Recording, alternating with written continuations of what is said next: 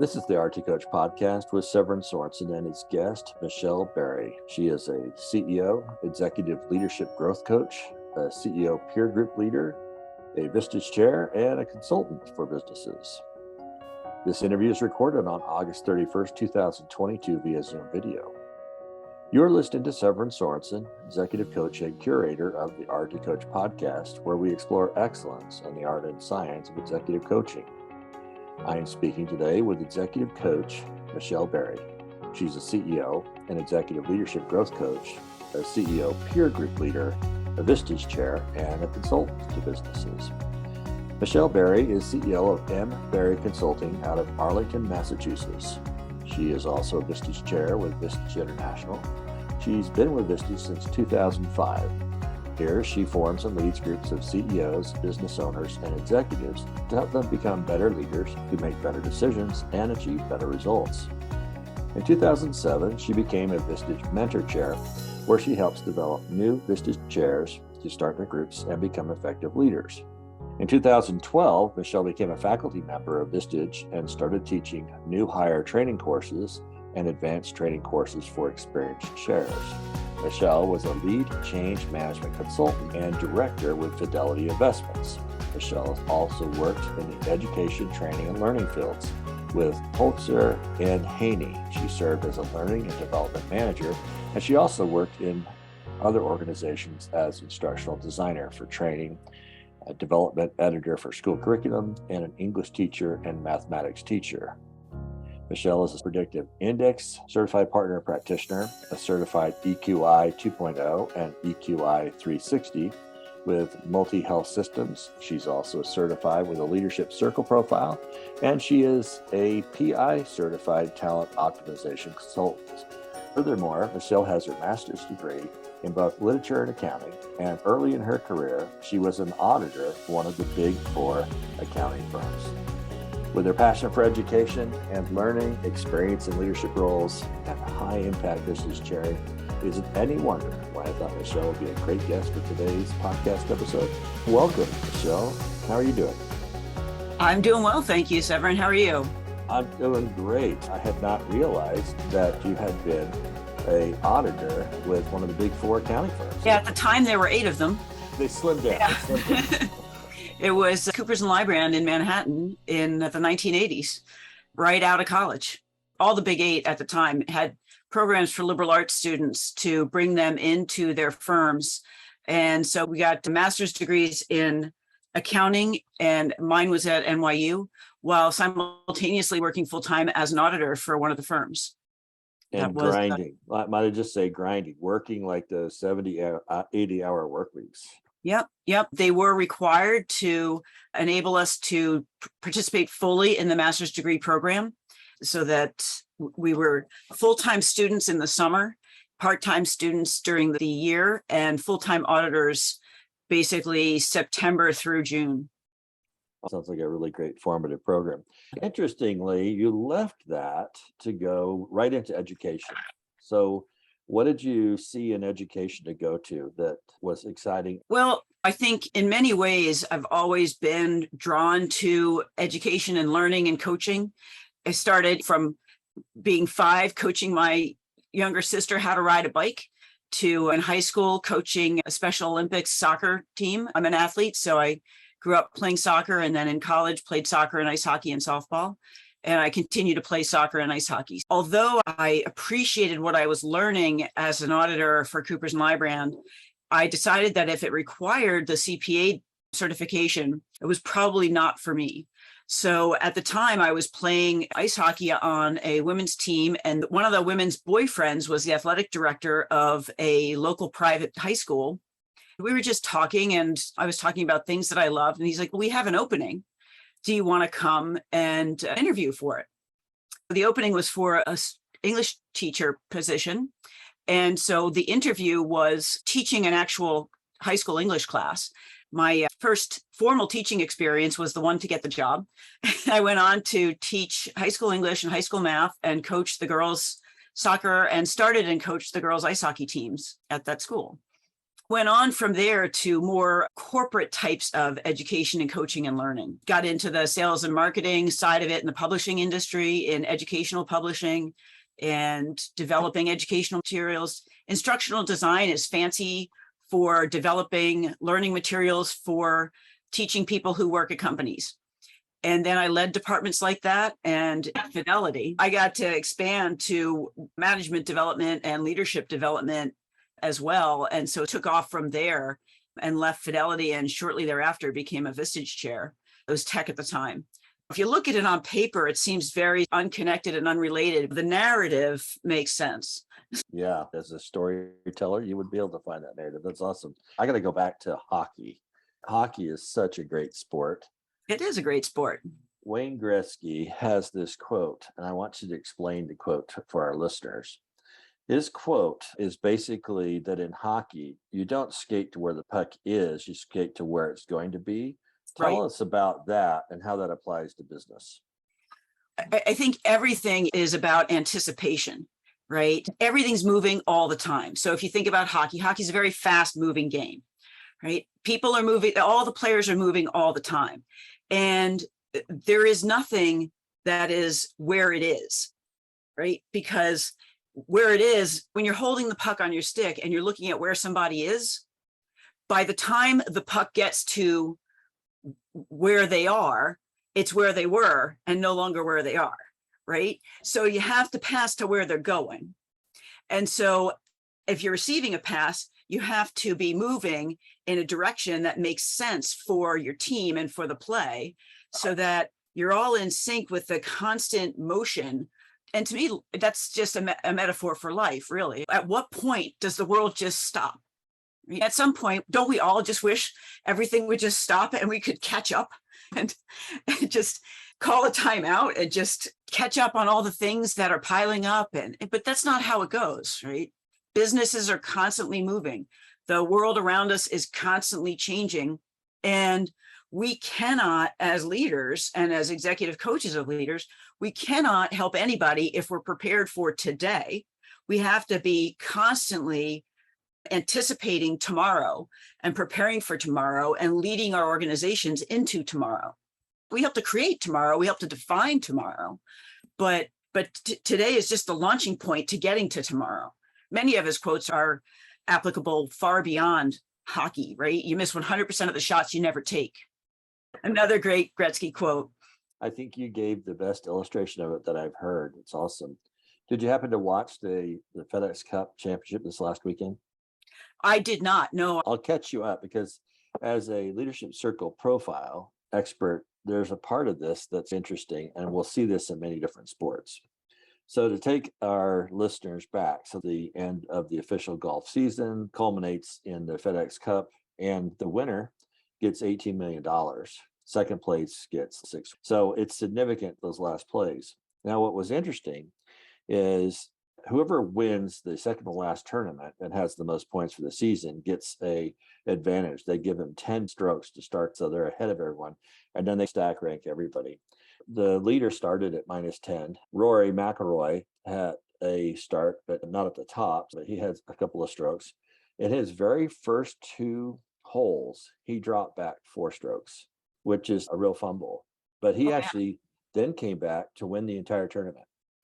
And so you have this issue that even if you slip and fall out of the gate, as long as you continue to practice, you can win. But the great lesson for me is that the leader in this instance played a good game all week, but he was just protecting. Now go back to your leadership circle. The difference between the 2 players, the McIlroy, had to be creative and figure out shots, and he was definitely on the aggressive, trying to make it. Not all the shots were great, but he was just growing. So his upside was, I can improve my score or stay even or whatever. But the person who was in the protection mode the whole time, you've only got 2 options: to keep where you are or fall back. Because if you're not trying to advance, you're not being creative, it can be a real problem. And that's something that was clearly demonstrated in the golf tournament. Have you noticed in any of your work this notion? Have you noticed anybody who is in protection mode having that be a limiting factor? Oh, absolutely. Absolutely. It's risk aversion to a fault, right? it feels protective, so it feels safe, but it's an illusion because it assumes that relative static environment, right? It's safe if nothing changes. But as we discussed previously, things are always changing. And so relative to the changes, it becomes actually very dangerous, right? It becomes this very, what we call limiting belief, this fundamental feeling on the inside that you're protecting and being risk averse and being safe. And so it feels good and safe, but in reality, it's putting you in a very precarious position. It's the precariousness of not doing as opposed to the precariousness of overdoing, right? And so what Rory was able to do was to split the difference and not overplay and be over risky, but playing, as they call it. I love soccer and I watch a lot of European football, and the announcers talk about it as playing on the front foot. Right? Oh, Playing on the front foot. If you think about you standing one foot in front of the other, to play on the front foot, your weight's going forward, right? If you're playing on the back foot, your weight's going back. So that's a more defensive posture versus a more goal scoring posture.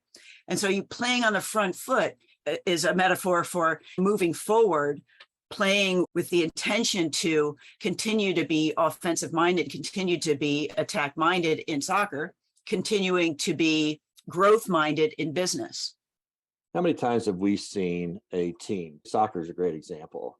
Somebody's got a lead halfway through and they've been really aggressive, and then they go into protection mode thinking we won't get any players injured and all that. Suddenly the momentum goes and they can't get it back in time, and they've lost the game because what got them there they didn't finish with. They thought that they could hold this lead. Exactly. It's what got you here won't get you there. The Premier League just had a match like that where Crystal Palace was up and then they ended up tying, and dropping points in the Premier League means 3 points for a win, 1 point for a tie.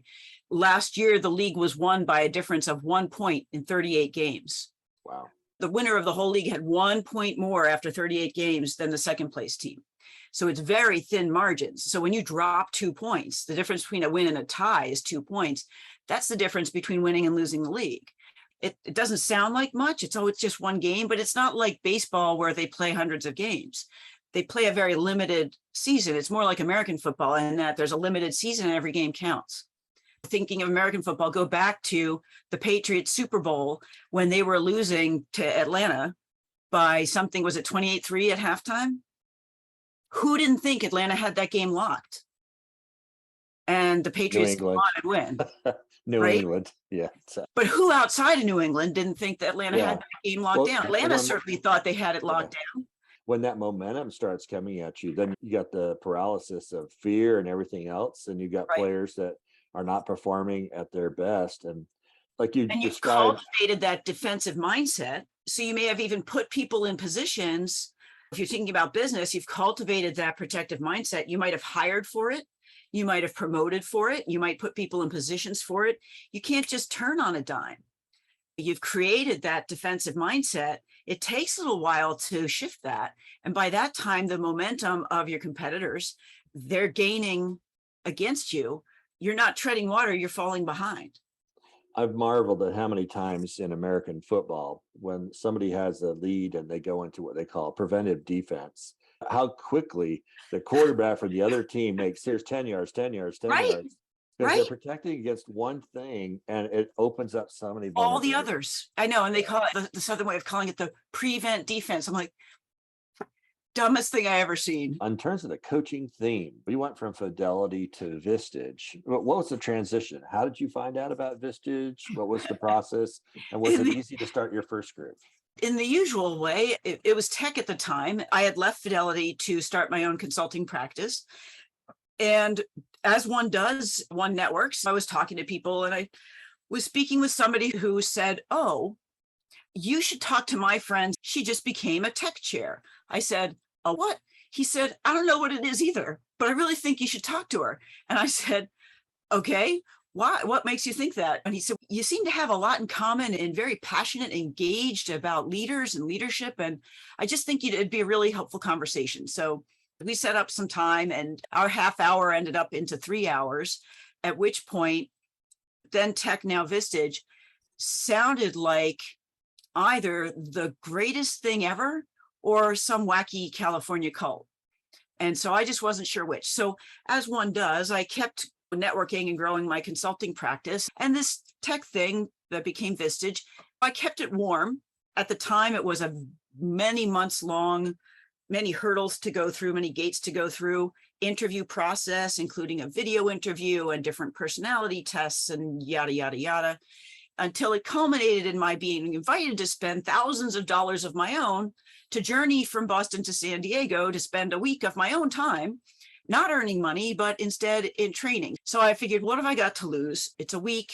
It's either an investment in the future or it's money I won't recover and a week. No big deal. So I went there in the fall of 2005, and at which point I learned that it is both the greatest thing ever and a wacky California cult. That's so funny. Here I am from New York City and then Boston, right? So my work right out of college was in New York City for 8 years and then Boston. And I go to San Diego, and the first thing that happens is people are hugging you in business. And I'm like, why are all these people touching me? In the Northeast, this is just not what we do. We shake hands from a nice protective distance. We don't hug total strangers in business, but it was awesome. And the COO at the time presented all the business case, all the metrics of what was then Tech became Vistage, and the business plan and the model. And it sounded just wonderful and like an incredible opportunity. And the people I met, some of the people I was in that program with are still some of my best friends today, 17 years later. And it was just a remarkable and life-changing experience that set me on this path from merely management consulting to really much more focused on leadership development and organizational improvement through the doorway of leadership development, which is really what I've been doing ever since. It's awesome. Now, when you started, was it easy to start? Given a group and it was just sailing from there? What happened? Oh, piece of cake, because that's how life is, right? People just hand you things on a platter. Sure. All of us who lead peers, CEO peer groups, we find the CEOs who need us. All of our groups really fit us and vice versa. So yeah, it was incredibly hard work to get a group going. And I was very fortunate and met people and networked and got referrals and recommendations and launched a group in February of 2006. And then joined a key group, co-chairing with a chair who wanted to leave the key group. So she transitioned the key group over to me, and have had those groups ever since. This year added on an emerging leader and advancing leaders group, those two groups. So I have now the full developmental plate of leadership development from the CEO on down to the lowest level manager or leader.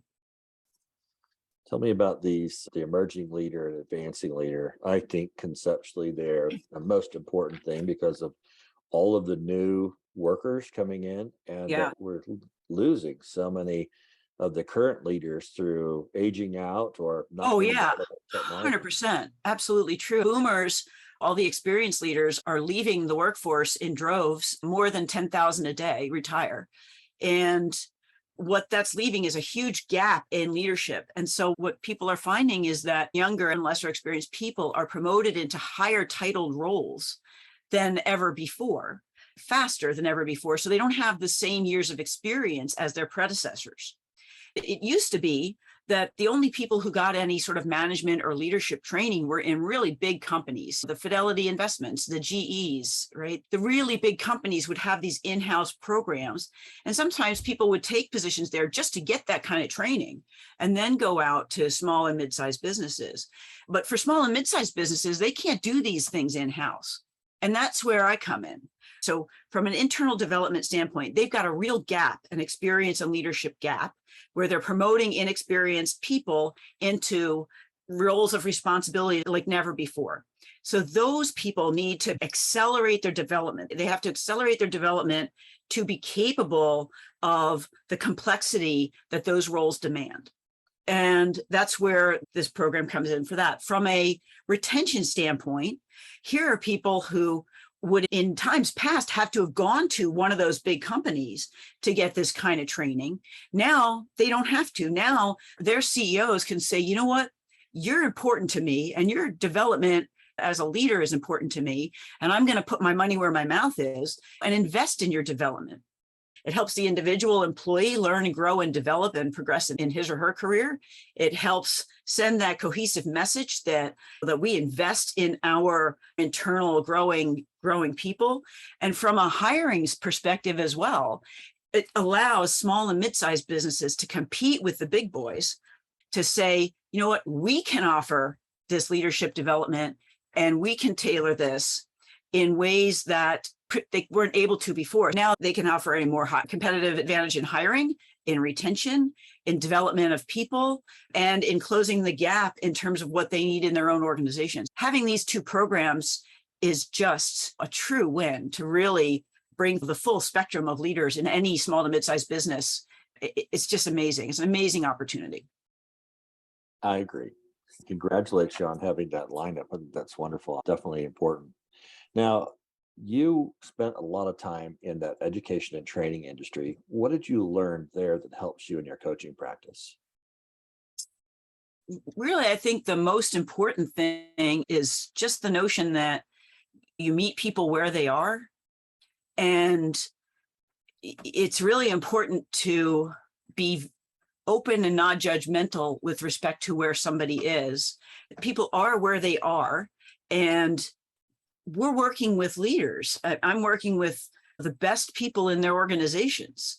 These are people who are accomplished. These are people who are capable.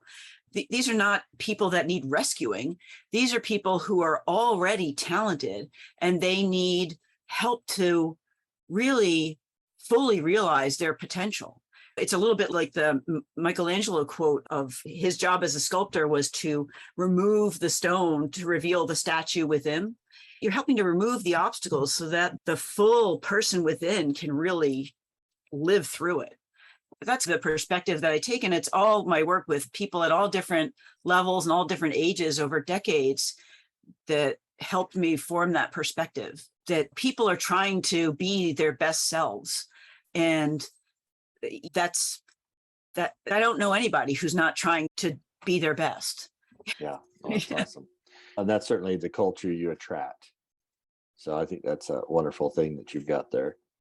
Did you have any mentors when you were growing up? Oh, geez, zillions. Probably in different realms. My high school soccer coach was just an ungodly soccer coach at being able to break down every individual element of the technical skills, the tactical skills, the strategic skills of the game of soccer. And so he taught me that in the athletic realm. And then I had a college professor in English literature from whom I really learned about how do you think and analyze and craft an argument, use evidence, right?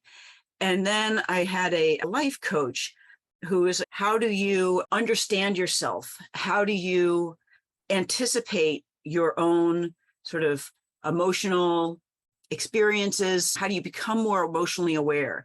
How do you become more fully integrated physically, intellectually, and emotionally? And so it's the combination of these folks that help me pull together a sort of a holistic view of being a person. Then from a leadership development and coaching standpoint, oh my God, we could talk about Ozzy Gontang, a former Vistage Chair, whom we both know very well, who's an absolute master at some of the work that we do. Karen Meenan from Fort Collins. Yeah, she's wonderful. Yeah. She helped me launch my first Vistage group. And so I have a what would Karen do in my head sometimes. And sometimes if I can't answer the question myself, I'll call her or text her and say, WWKD, Karen, what would you do? She's a wonderful person. Yeah. And one of my favorite questions for coaching clients or groups that I'm working with is, I got from her, which is, how are you gaming me? Oh, there you go. Yeah. So she's an attorney by practice. Definitely getting those angles. What a gift to the community. Very direct and very perceptive, and in a way that she's caring, but also you're on the hook. A doctor is caring also with a scalpel. So right, you're going right at what's necessary. My shout out to Karen, if you're listening. I think you're awesome, and you certainly helped me as well. Yeah, we're two members of the Karen Meenan fan club. Absolutely. There you go. Do you have any role models, either from sports or politics or life, that you're like, they've done something special that I want to try to put into my life? I look at role models for their area of expertise, right? So when I look at like an athletic role model, I look at, say, a Lionel Messi or a Tom Brady type of athlete for how do they keep themselves fit at the top of their game as they age. I'm an aging warrior. So how do they keep themselves fit at the top of their game, mentally fit, physically fit? How do they learn to see the game differently? I don't look at them as like life role models. I don't aspire to be. Similarly with people who do the coaching work. Jennifer Garvey-Berger does some phenomenal coaching using leadership development. She created what's called growth edge coaching. And I love that model.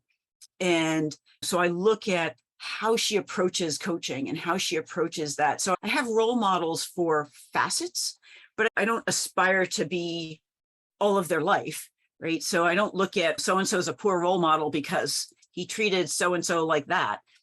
I'm not looking at those people for a role model for how to live. I'm looking at them to be a role model for how to do what they're awesome at. Because most people aren't awesome at everything. You mentioned Jennifer Garvey-Berger.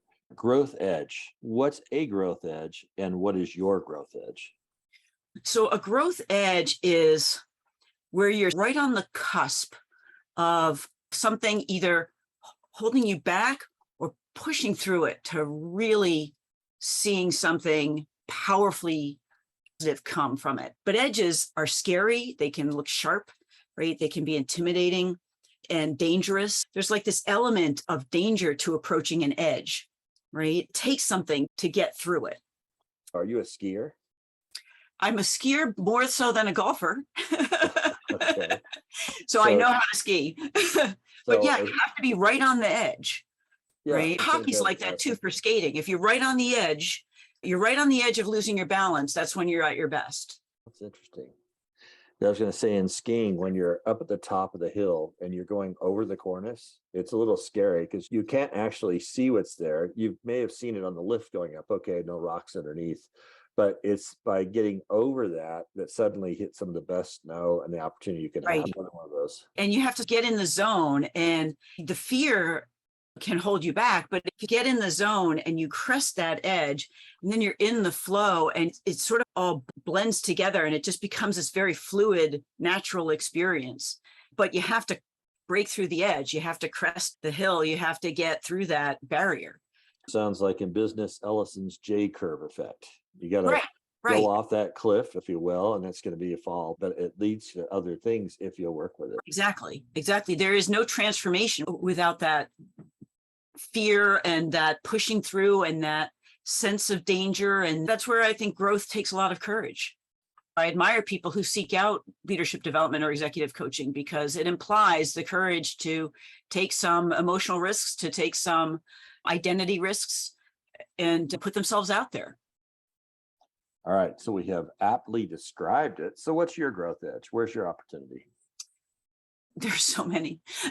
Let's see. In myself as a coach, I'm always trying to learn more about how do people work? What's the neuroscience of how people work? So that when I'm in that zone with somebody, in the flow with somebody in a one-to-one coaching session, I have the skill to stay in the zone and ask the question instead of leaving the zone and thinking a lot about what's happening. If I can stay in the flow and in the zone and in it with them, then the next best question or the next best paraphrase. So sometimes the best coaching moment is a really targeted question, but sometimes it's a paraphrase of something they've said where you're saying, so is it like this? And then they go either, oh, yes, that's exactly it. You get it. Or they go, oh, it's like that, but it's more like this, right? If you leave the flow and you're too in your own head, thinking about things, you miss those opportunities. So the challenge is to really cultivate the learning and skills that I need so that when in the moment, I can be in the moment, which is all words that 17 years ago would have sounded like gobbledygook to me. Yeah.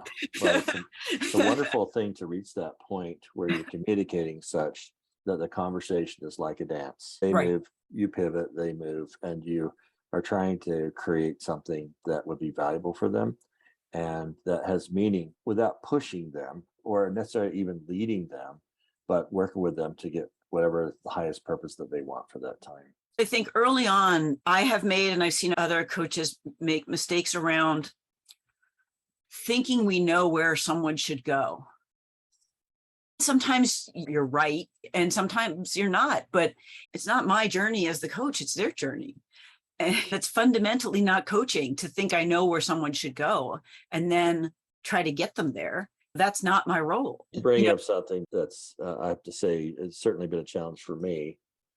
Sometimes you have higher hopes for the person or the business than they have.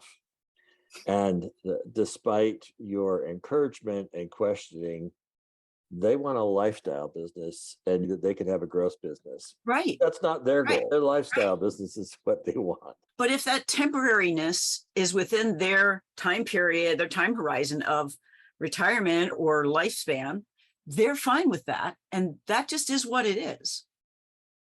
Right. Yeah. Then your goal is to help them do that the best way they can.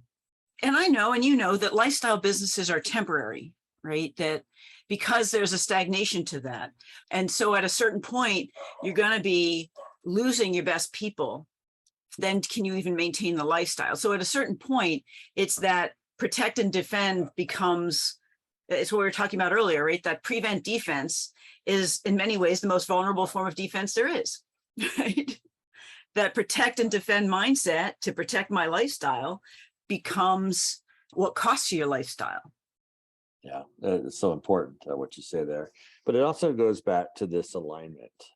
You as the coach and your coachee need to be in alignment on where the goals are. And the goals come from the coachee. They may ask, what goal should I have? And we'll be best to say, what goal do you think you should have? That's in the realm of, that's not what I do. That's what you do. I can help you.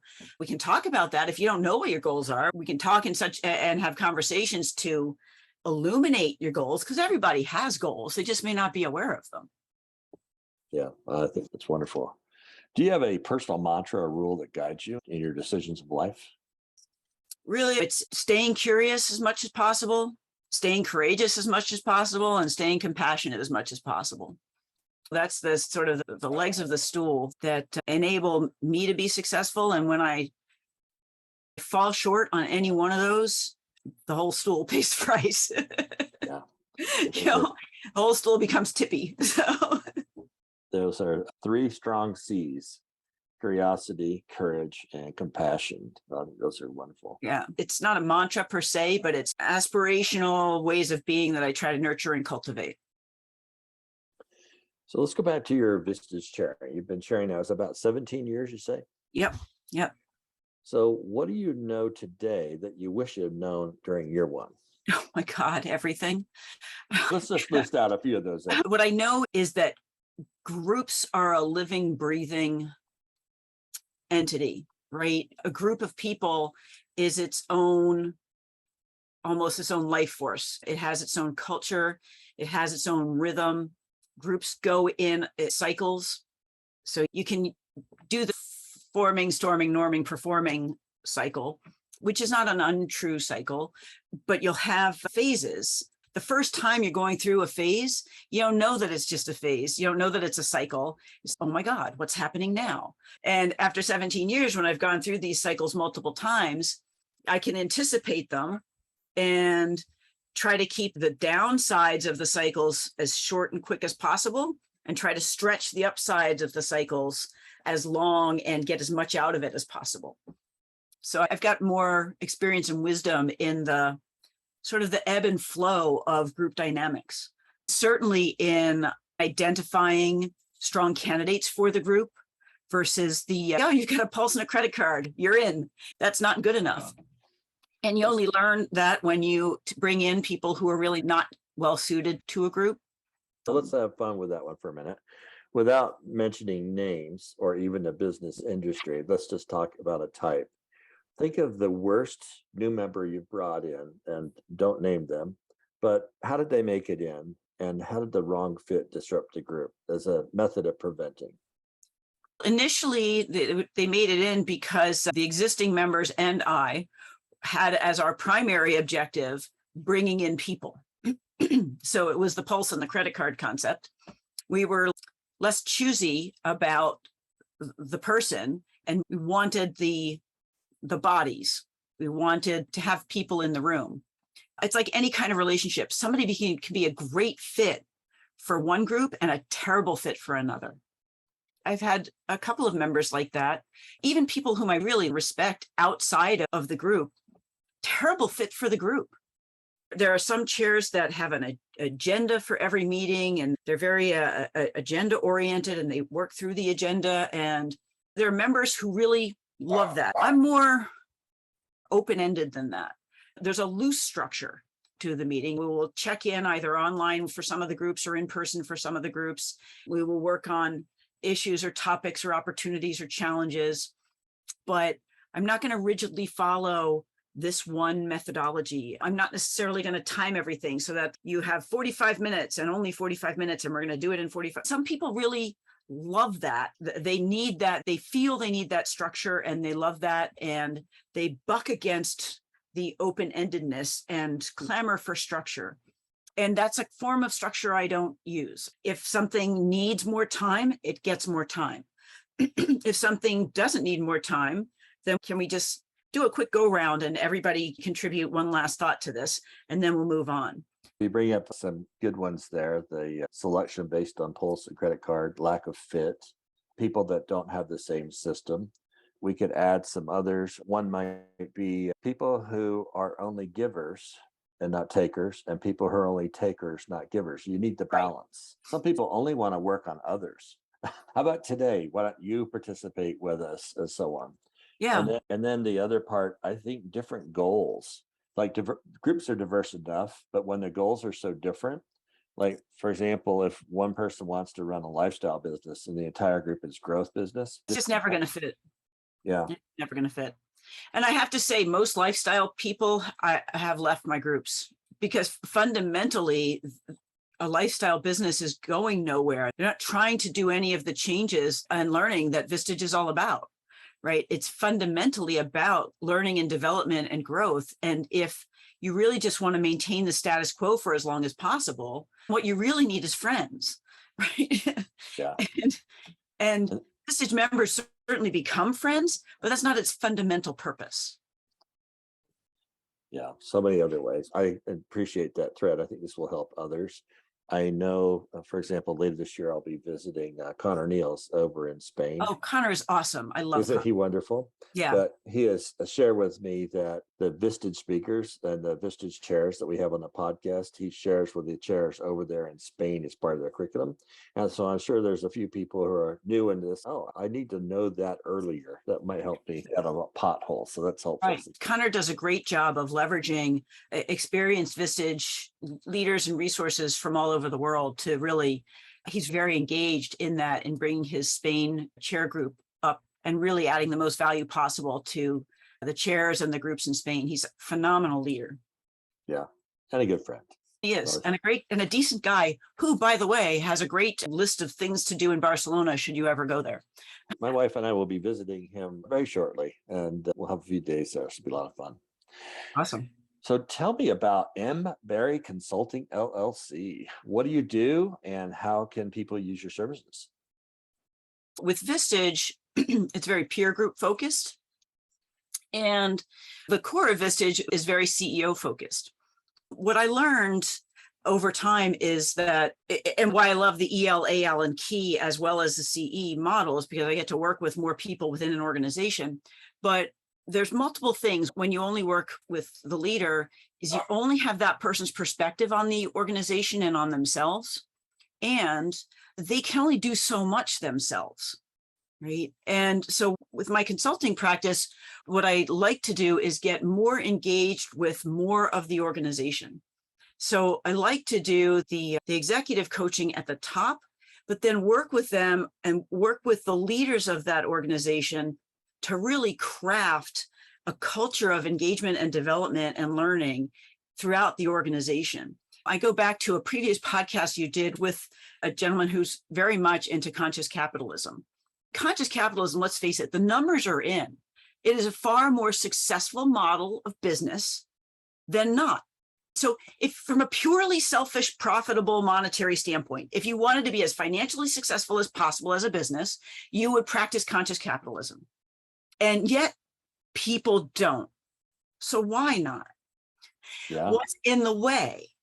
What I do with my practices and consulting, it speaks to the why do I do the work that I do? So the work that I do, I've been an employee in different organizations, and big, small, startups to Fidelity at 45,000 employees when I left there. I play a lot of sports with people who are employees of a lot of organizations. You think of what's the population of the world, 7 billion something, close, growing. All of those billions of people will spend the bulk of their waking hours as adults working. We know from Gallup and other organizations that more than 70% of those people are not engaged at work. And of that 70% who aren't engaged, some proportion genuinely are and or feel abused at work, which to me is just a criminal waste of humanity.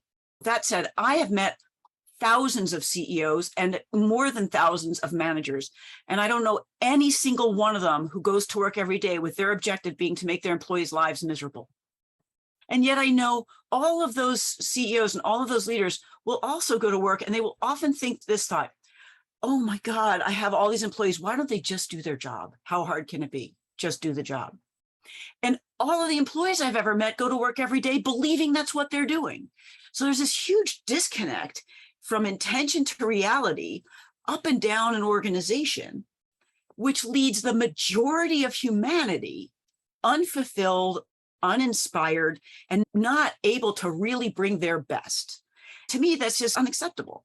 So by working with leaders, I can help them understand themselves, gain the insights they need to be more effective leaders, to cultivate more effective cultures in their organization, to cultivate more effective atmospheres in their organization, to enable the human talent in their organization to thrive, not just get by, not just survive.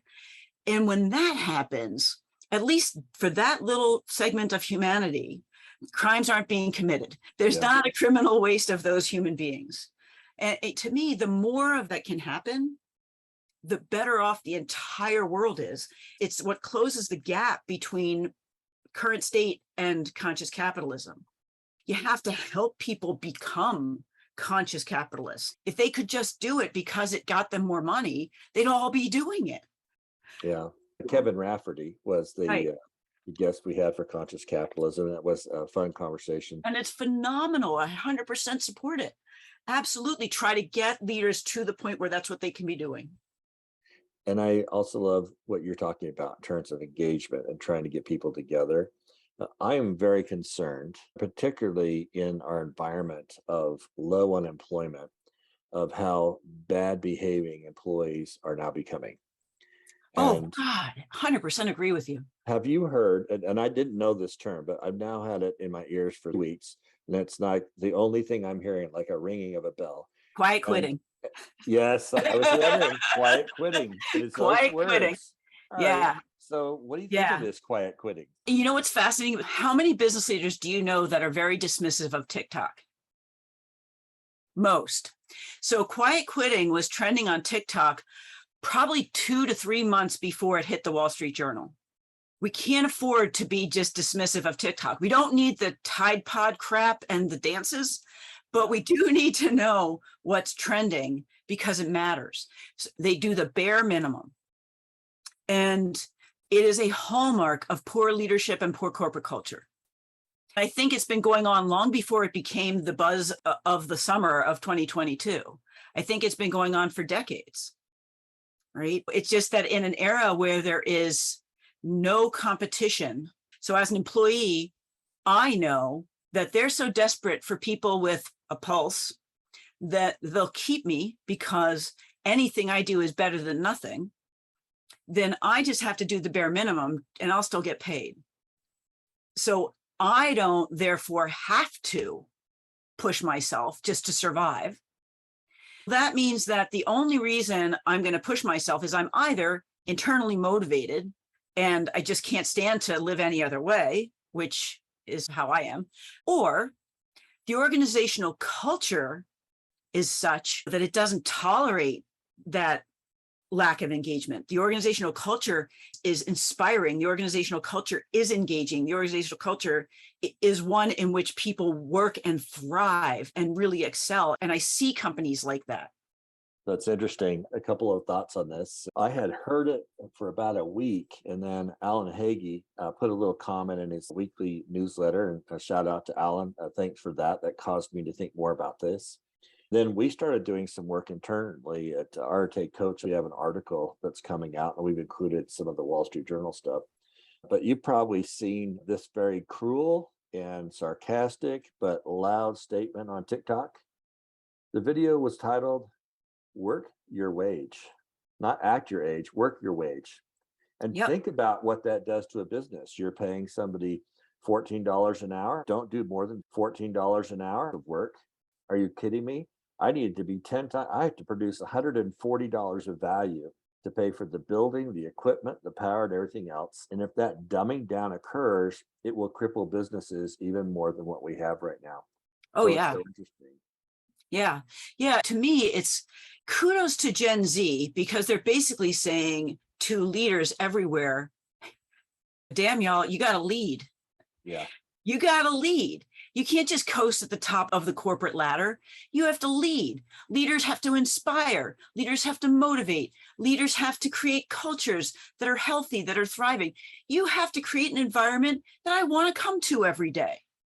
That's what leadership is. You have to lead. You don't get to just show up and take home the big bucks.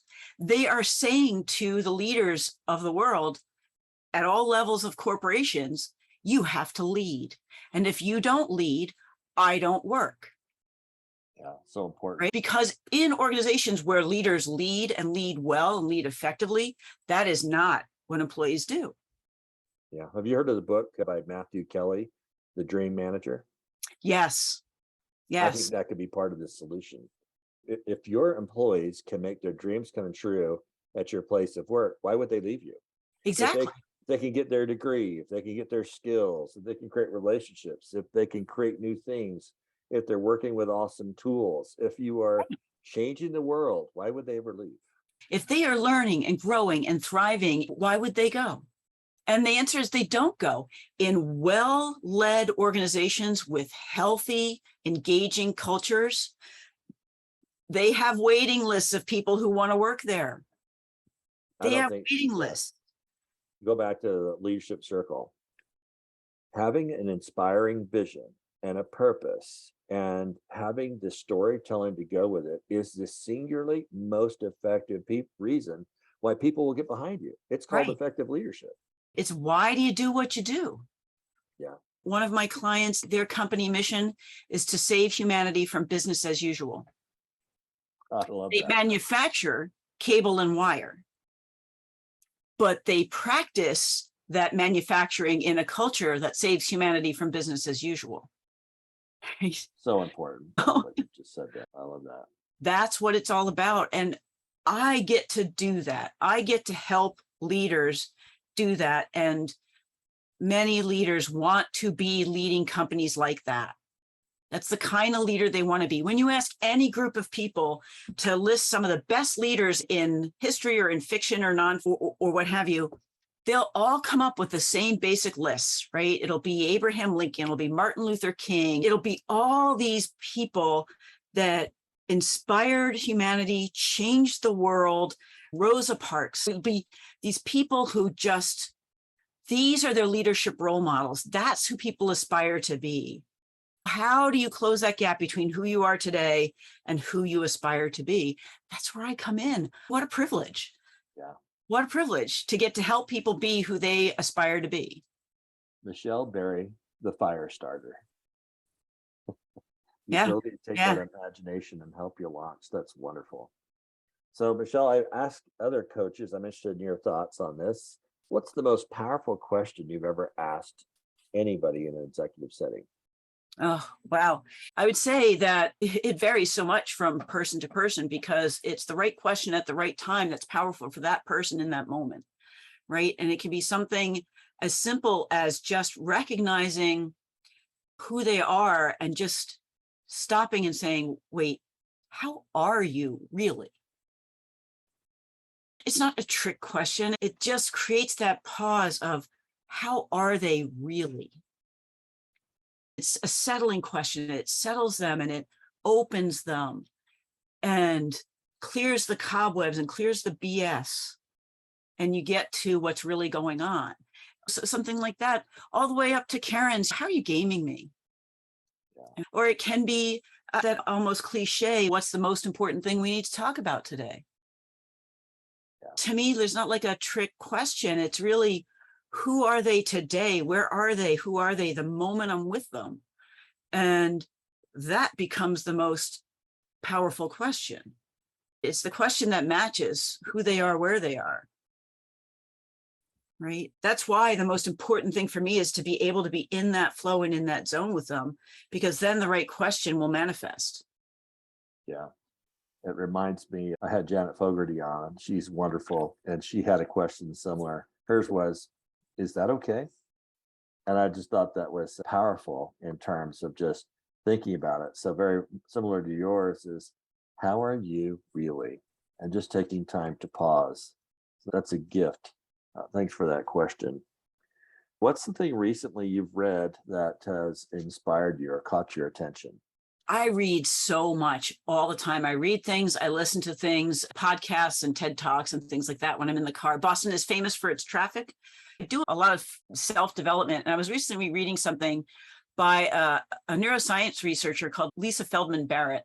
And she researches the science of human emotions. What are they? How do they form? That kind of thing. So she has a sort of a trade book, if you will, called 7.5 Lessons About the Brain, which is one of her books that's written to a general audience, as opposed to a more academic audience or a more science-oriented audience. But what is cool about her work is what I learned from it is that emotions are not reactive, they are predictive. So think about what that means, right? Emotions are predictive. So your brain has experienced all kinds of things and your brain predicts what's going to happen. And then the emotion you feel is the result of that prediction. And it's all happening super fast. So we don't perceive emotions as anticipatory or as predictive. We perceive them as in reaction to or in response to, because it's happening so fast. But neuroscience research is showing that emotions are predictive, which then begs the question, what if you're predicting wrong? That's correct. So what if that prediction isn't true? And so from a coaching perspective, right, when we think about what we're doing as leadership coaches, we're working on trying to help people become more aware of themselves, aware of their impact, aware of others. And that involves getting into how people form their beliefs about how the world works. It is those beliefs that construct the predictions their brains will take that will produce their emotions, right? So what if those beliefs aren't true? So true. And the spin-offs you can do on this notion that emotions are predictive, not reactive, is just, from a coaching perspective, is just phenomenal. There are a lot of studies showing the problem with pattern recognition, particularly when the patterns are similar. I looked at a really clever photo recently. I think it might have been on Twitter, but it was basically, imagine the eyes of a small puppy with the nose, the 2 eyes, cute eyes. And then imagine the same grouping of a blueberry muffin with the I've seen those. Yeah. And initially I'm like, oh my gosh, you could see how you could be What's confused. the muffin? What's the puppy? I've seen those pictures. Yeah, it went right to this issue of, it's the friend or foe analysis. Is this harmful or helping? And what do we see? And so often we trigger ourselves, even unintentionally in a reptilian manner, when we don't recognize the pattern. I have to lean into that. So that's Lisa Feldman Barrett. The website is just lisafeldmanbarrett.com. Oh, wonderful. Take us to your best day ever as a coach. What was that day? One of the best days was, it was years and years ago. And with one of my current Vistage members who's been a Vistage member for more than 15 years. We were in his office and it was set to be a 90-minute meeting. And we ended up being in his office for 4 or 5 hours. We went well into the evening because it was the breakthrough from what was happening with his business to who he was, or rather who he was becoming. The business was struggling and his identity as a human being was entwined with his identity as the CEO of a business, that he was struggling to tease apart the elements of the business struggle from who he is and who he was at the time. And that was informing his personal relationships. And so it was this whole tangle of personal, professional identity. It was just so powerful. Time flew. We had no idea when it ended, what time it was. It was the conversation that needed to happen. Time flew. We were both in it. It just teased apart all these elements that had for him been so entangled that he just felt trapped in the jumble. And we were able to tease these things apart and see the components and see the factors and see how they were intertwined and then tease them apart a bit. It was really a profound connection for two human beings, he and I, but it was also really transformational for him because once you can tease things apart like that, and once you can see things like that, you can never unsee it. Yeah. So forever since he has been able to tease things like that apart, forever since he's been able to see those disparate elements and see when they're in danger of tangling and pull them back apart.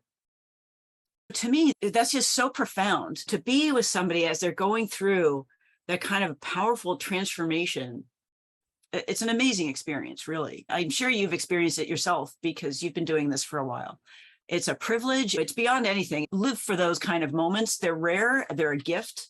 And profound. You gave him a great gift, and you benefit as well. But to have that light, that knowledge, understanding, the awakening, if you will, is a beautiful gift. So I compliment you on that. How are we going to measure your life? It's cliche as parents, we measure our lives often by the children's and grandchildren that come after us. We're expecting our first grandchild in November. Congratulations. So thank you. My stepson is a grown-up with a wife and a job and a house and expecting his first child. And our twins on the cusp of turning 20. So they're pre-adults. Awesome. Our legacy is the people we leave behind and the people we touch.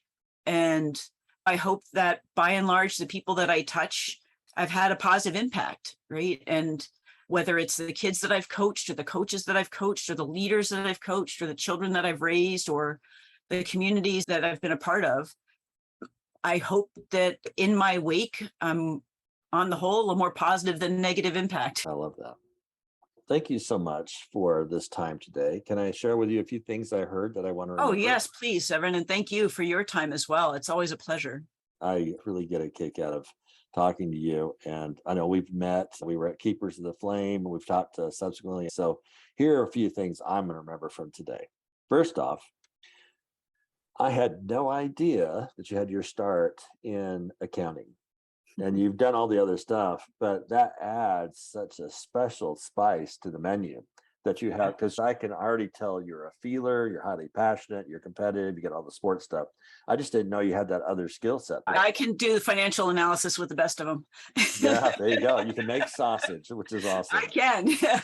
The other part that was fun, I just love your athletic nature. There's so many things that we can learn from it. And you've talked about the discipline and all the other things that you've learned, both in being a player as a collegiate level, high school, also coaching other people is wonderful. We talked about hockey. You gave a great illustration of this notion about the dynamics and the flow of a game where everything is not where it is at the next moment. And you need to be able to be in that flow. And that's something I think is so important. I thought it was a great illustration. We walked through this notion, and I wrote this down. In soccer, it's important to play on the front foot with that weight going forward as opposed to being back. And we had this valuable conversation talking about the insights of the leadership circle and about the difference between being reactive in a protection mode and controlling mode versus creative and going out and making things happen and creating that potential. And I think that's really exciting. And your comment was risk aversion to a fault. It feels safe, but it's an illusion. We've got to play on the front foot. That might be the title for this episode. We talked about the fallacy of prevent defense, and prevent defense often means losing because you lose your mojo, you lose your place. You've got to be able to stay in the game. It's wonderful to talk about your journey, first from tech into Vistage and so on. And I love your comment. I'm not sure that branding is what they would say, but it's the greatest company ever, and it's a wacky California company. I know, right? Yeah, that's probably not going to be the new tagline on the website. But, Probably not. But from somebody from Boston, I thought that was great. We had a fun conversation talking about the challenges today of boomers leaving, and then what you're doing in terms of training this younger generation, advancing leaders, emerging leaders. We talked about mentors, and I thought it was great how you had so many different mentors, but you could find these mentors in different fields, and I think that's important. I loved where you talked about coaching people where they are and being open and non-judgmental. Then you had this wonderful quote from Michelangelo, and the quote paraphrased, "We remove the stone to see the object that is within." And isn't that a wonderful thing? I can see you doing that in your work. It's very transformational. We talked about your goal and role as a coach, helping people to go forward. We talked about this concept of growth edges.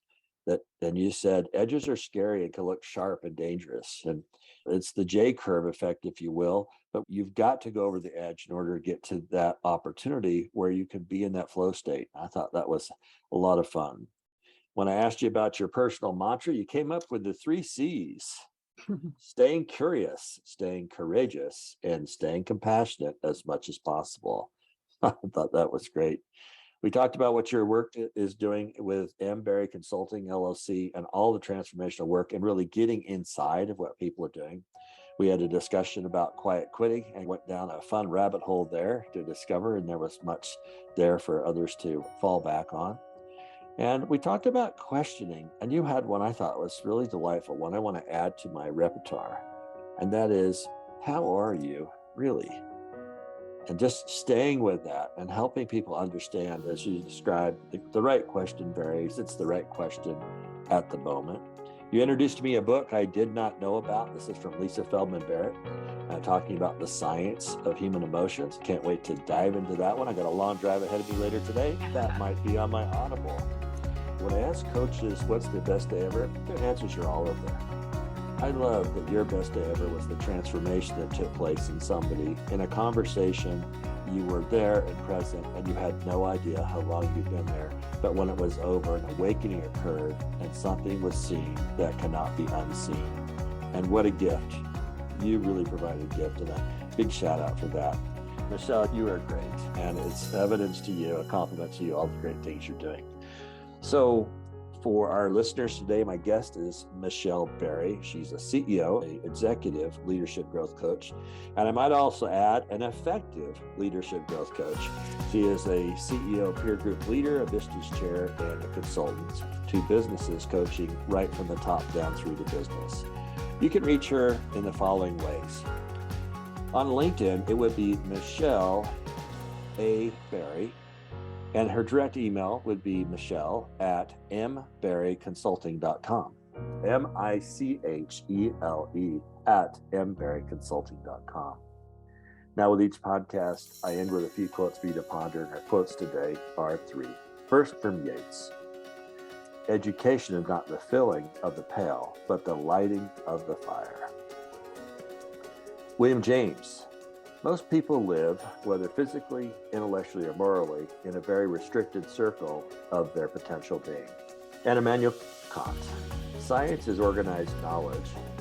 Wisdom is organized life. Don't we need more wisdom today? So until next time, be your best self. Seek to uplift others, be good, and do good. You have been listening to Severin Sorensen and the Arete Coach Podcast, where we explore excellence in the art and science of executive coaching.